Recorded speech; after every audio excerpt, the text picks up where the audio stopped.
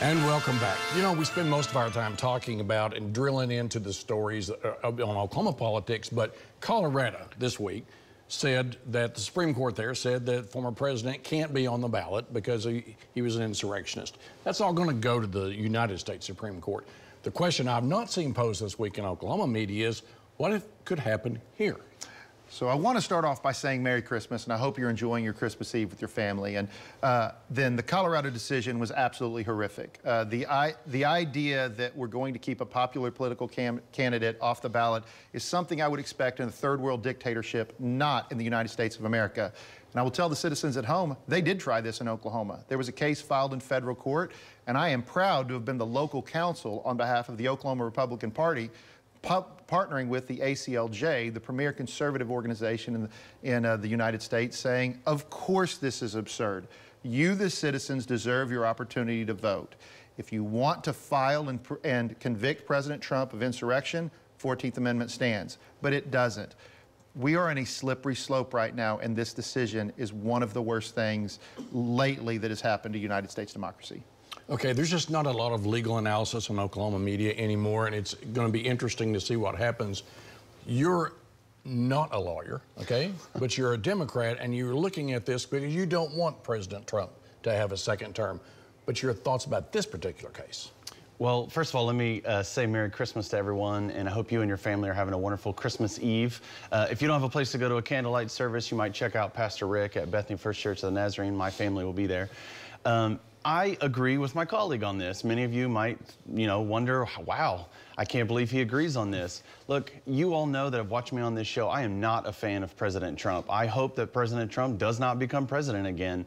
I hope that you all vote for any Republican other than President Trump. But I think it's ridiculous that the courts would take someone off of the ballot. It makes partisan our national election, and we're already too partisan. Doing this is definitely a slippery slope, and if it goes forward, I can't even imagine what it'll look like 4 years from now, 8 years from now, when there's retribution. Especially when they start trying to take the president off of the ballot. That's going to be an interesting thing. All right, we have a lot of folks. Occasionally we'll have nonprofits on Hot Seat, and we're asked all the time about year-end giving, perhaps some that people might want to pay attention to. Yeah, if you have a few extra bucks that you want to give to a charity this year, I'd suggest two. One in the Tulsa area is Housing Solutions, a wonderful organization that is looking to end homelessness or at least minimize the time that someone would be homeless in Tulsa County. And then here in Oklahoma City, Curbside Chronicle. You may have seen them selling a paper magazine on the corner.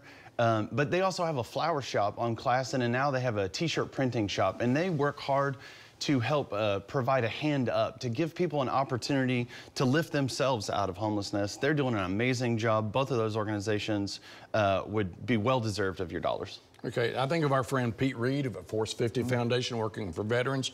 My friend Jerry Isbell at Limbs for Life, helping people who cannot afford prosthetics. There are so many, Mike Glover's done so many stories this year, but something from you.